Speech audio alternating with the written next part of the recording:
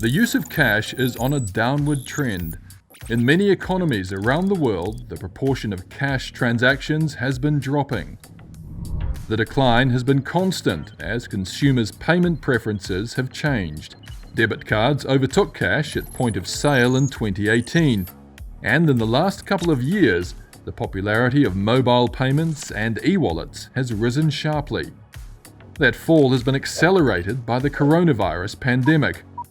Consumers stayed at home and shifted to online retail, and they were encouraged not to use cash to help prevent the spread of the virus. The drop was reflected by a fall in the use of ATM machines. In the UK, for example, ATM transaction volumes fell by more than 60% year-on-year at the start of the country's lockdown, before picking up slightly. In Spain, ATM cash volumes dropped by as much as 90%. Yet elsewhere, such as the US, there was actually an initial spike in cash withdrawals as the virus hit. The value of currency held outside banks in the US shot up by more than 3% from March to April. That was due to hoarding. Americans were holding more cash, but not using it.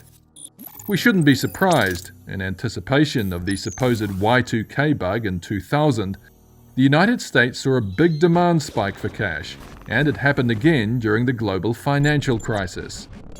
Tellingly for the future, in countries like Austria, which was among the first to reopen consumer-facing sectors such as bars and restaurants, bankers say cash volumes have not bounced back to pre-COVID levels. In the long term, cash is almost certainly on the wane, which is bad news for those who still value what it has to offer. These include people with limited access to financial institutions and older consumers. There are also those who value the anonymity of physical currency. It's one way for consumers to keep their spending data to themselves. But with banks cutting back on branch and ATM networks to reduce costs, cash is slowly becoming a niche payment method in an increasingly digital age.